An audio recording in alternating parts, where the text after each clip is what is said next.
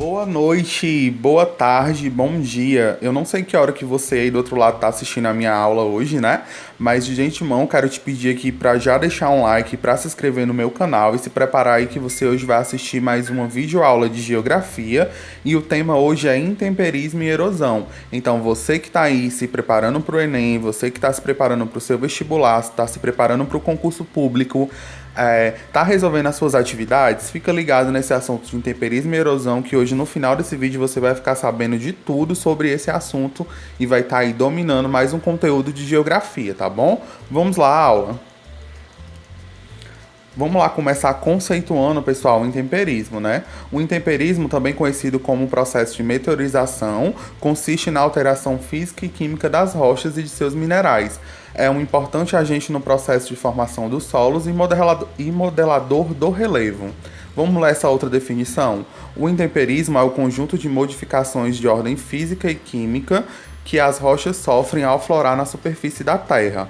Pessoal, é o seguinte: todo material rochoso da Terra, toda camada, né, da litosfera, ela fica à mercê do intemperismo, né, que são os processos de modificação do relevo. Né? Quando eles são expostos ao intemperismo, a rocha ela sofre uma degradação, sofre uma quebra, certo? Então vamos ver aí quais são os tipos de intemperismo. Primeiro é o intemperismo químico. O intemperismo químico é a quebra da estrutura química dos minerais que compõem a rocha ou sedimento. As rochas então sofrem um processo de decomposição.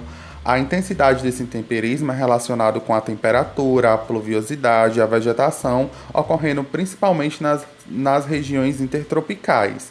O que é que acontece, pessoal? Quem já assistiu aqui a minha aula de rocha sabe que a rocha ela é feita por um ou mais minerais, né, a sua composição química. Então, quando esses materiais eles são perdidos através das ações intempéricas, a rocha ela está sofrendo um tipo de intemperismo químico, como vocês podem ver aí no exemplo, tá?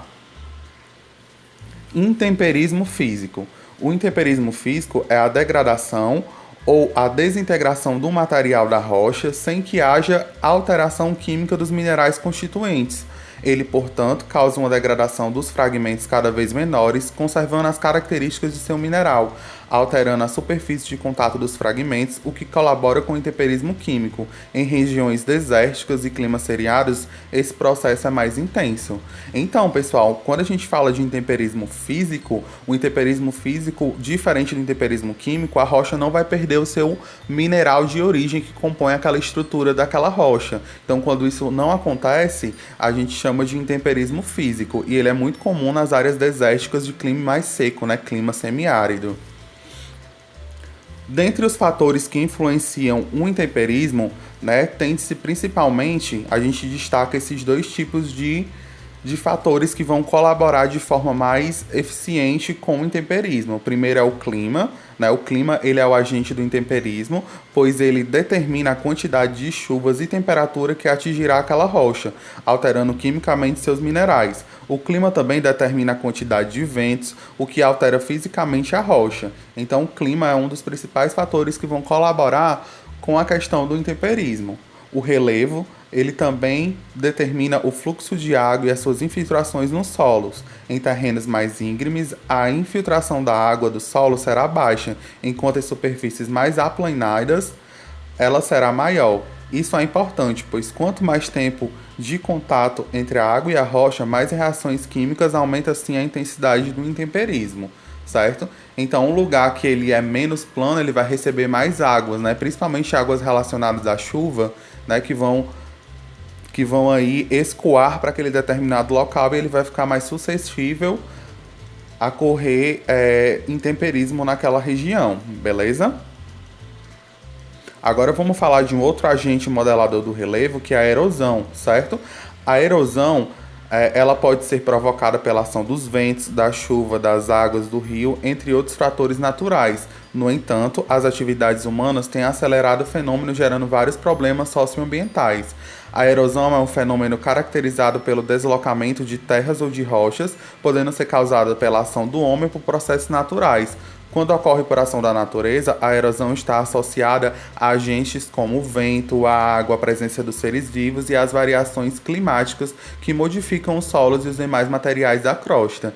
Então, gente, quando falo em relação à erosão, vai ser o processo de modificação do solo, do relevo, a partir dessa primeira camada, né? A primeira camada do solo, quando ela é transportada através de agentes como a chuva, como a água, que a gente vai ver mais um pouquinho dos tipos de erosão, esses processos vão também modificar o relevo e vão sofrer processos erosivos. Então a gente chama de erosão esse transporte da primeira camada de sedimentos, né, do solo que a gente consegue ver no nosso dia a dia. A gente tem 2 exemplos aí nas imagens que vão estar mostrando para vocês os tipos de erosão. Os fatores erosivos, né? Primeiro a gente tem o agente fluvial, que diz respeito às águas da chuva, que variam conforme a sua intensidade e frequências. As mais comuns apenas fazem uma lavagem do solo, causando uma erosão mais amena, né? Com menos intensidade. Já as tempestades grandiosas podem causar destruição e modificar completamente o ambiente. Isso é muito comum quando a gente tem uma chuva muito pesada, que você vê aí que destrói tudo, né? Lava tudo, principalmente aqueles locais onde as ruas não são asfaltadas. Então esse tipo de local é bem suscetível à erosão fluvial. A erosão fluvial já é diferente da pluvial, pois são as águas dos rios que têm um profundo efeito sobre o solo, criando novos vales e modificando seu curso, a vegetação ribeirinha e o principal controlador da erosão das águas. Então, quando a gente tem um rio que muda de curso, de repente ele também é mais um agente erosivo, né? Ele acaba criando um novo caminho, como a gente pode ver aí na imagem como está ilustrando. E a gente também tem o agente marinho, que é quando as águas do mar causam desgaste no solo e nas rochas litorâneas. Esse tipo de erosão pode criar novas praias e as falésias. Então, bem comum aqui na região nordeste do Brasil, a gente vê esse tipo de falésia, né? Que são aqueles paredões que são esculpidos ao longo da zona costeira, ao longo do litoral. Aqui no Ceará a gente tem muito ali na região de Canoa Quebrada, Morro Branco, né? Toda aquela região linda das falésias, aquilo tudo são agentes intempéricos, são agentes erosivos, no caso o mar, que esculpe aquele tipo de relevo e dá origem a nova formação geomorfológica, certo? Outro fator erosivo, gente, são os agentes eólicos. A força do vento é um dos grandes causadores da modificação do solo e das rochas. Seus efeitos variam de acordo com a sua intensidade, mas no geral é mais lento e causado pelas águas.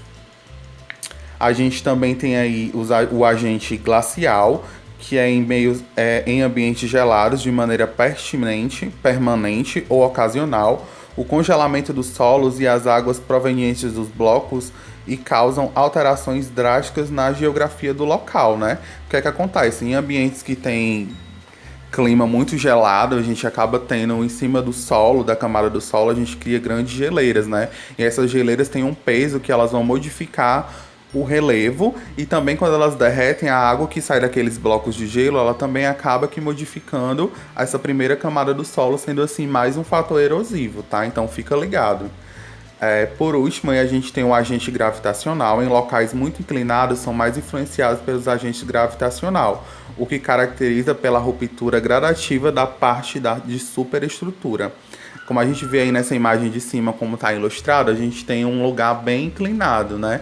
Quando qualquer coisinha aí cai tudo e acaba sendo que esse local acaba sofrendo com a erosão devido ao agente gravitacional. Então aí a gente vai ter vários tipos de problema. Muitas vezes aquelas casas e construções, que é bem comum aqui no nosso país, que são construídas em morros, né? Acaba tendo deslizamento de terra. Isso tudo é causado por um tipo de erosão, que é a erosão gravitacional. O local onde está sendo inserido aquela população é um local de risco, né? Que o agente erosivo pode atuar ali na modificação daquele relevo e as pessoas acabam sofrendo com esse tipo de problema. Beleza? Então, pessoal, essa aqui foi mais uma videoaula. Espero que vocês tenham aprendido aí esse assunto de erosão e temperismo. Eu quero pedir agora para todo mundo que gostou dessa aula, vai compartilhar, vai deixar um like, vai deixar um comentário, vai se inscrever aqui no canal do professor e vai ficar ligado para a próxima aula, tá bom? Um grande abraço para todos vocês. Se inscrevam no meu canal, tá? Não esqueça de deixar o joinha. Um grande abraço e até a próxima.